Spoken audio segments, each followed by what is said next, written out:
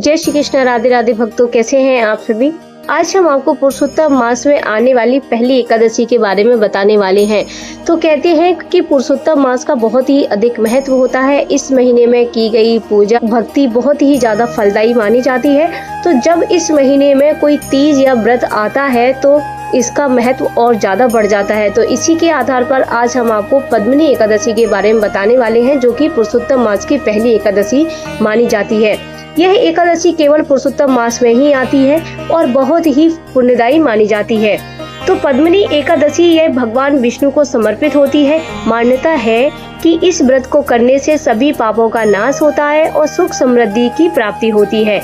पद्मिनी एकादशी का व्रत करने से मोक्ष की प्राप्ति होती है और भगवान विष्णु की विशेष कृपा भी मिलती है। तो आइए जानते हैं कि पद्मिनी एकादशी का आरंभ कब से हो रहा है। तो 27 मई 2026 को रात 1:08 पे होगा और एकादशी तिथि का समापन 28 मई 2026 रात 10:42 पर होगा।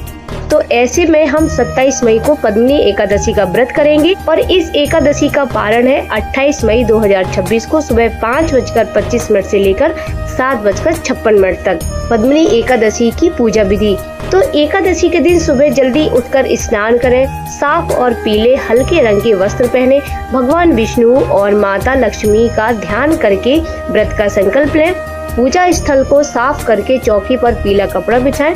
भगवान विष्णु और माता लक्ष्मी की पूजा की मूर्ति या तस्वीर स्थापित करें। घी का दीपक जलाएं और धूप दिखाएं। भगवान विष्णु को चंदन, अक्षत, फूल और तुलसी दल अर्पित करें। ओम नमो भगवते वासुदेवाय मंत्र का जाप करें। भगवत गीता या विष्णु सहस्त्र नाम का पाठ करें।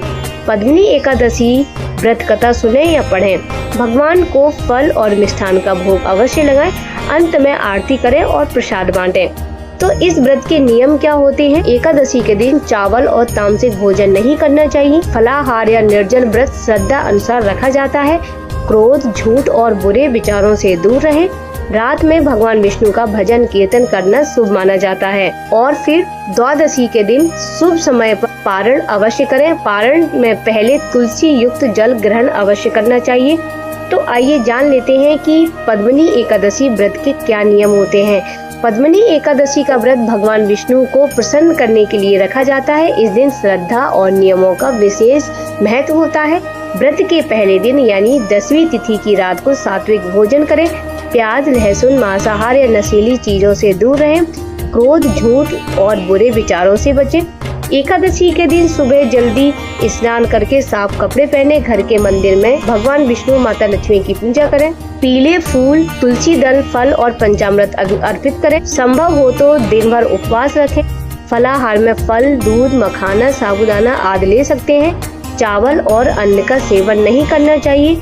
तुलसी पूजा और विष्णु सहस्त्र नाम का पाठ शुभ माना जाता है। रात के नियम में आप भजन कीर्तन करें। भगवान विष्णु का स्मरण करते हुए जागरण करना शुभ माना जाता है। तो आइए सुनते हैं पद्मिनी एकादशी की व्रत कथा।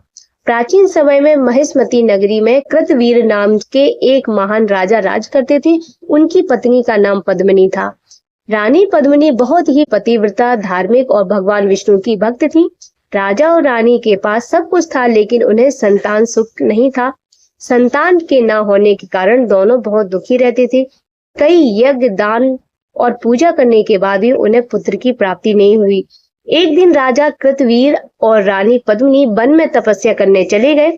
वहां उन्होंने कई वर्षों तक कठोर तपस्या की। रानी ने पूरी श्रद्धा और नियम से भगवान विष्णु की आराधना की। कुछ समय बाद उन्हें महान पतिव्रता स्त्री अनसुईया के दर्शन हुए। रानी पद्मिनी ने उनसे पुत्र प्राप्ति का उपाय पूछा। तब माता अनसुईया ने कहा कि पुरुषोत्तम मास के शुक्ल पक्ष की पद्मिनी एकादशी विधि पूर्वक व्रत करो।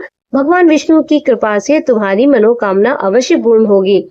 रानी पद्मिनी ने श्रद्धा और भक्ति से पद्मिनी एकादशी का व्रत किया। रात भर जागरण किया, भगवान विष्णु का भजन किया और नियम पूर्वक पूजा की। रानी की भक्ति से प्रसन्न होकर भगवान विष्णु प्रकट हुए और उन्हें वरदान मांगने को कहा।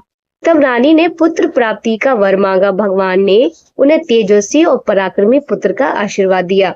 कुछ समय बाद पद्मिनी को एक महान पुत्र की प्राप्ति हुई, जिसका नाम उन्होंने कार्तवीर अर्जुन रखा गया। वह आगे चलकर बहुत ही पराक्रमी राजा बना।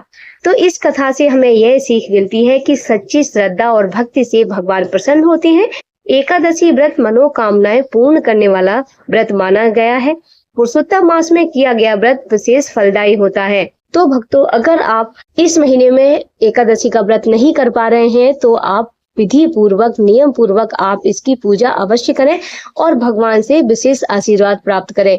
तो ये थी पुरुषोत्तम मास की पहली एकादशी के बारे में जानकारी। हम आपको दूसरी एकादशी के बारे में जानकारी अगली वीडियो में देंगे। उम्मीद करते हैं आपको ये जानकारी, वीडियो पसंद आया होगा।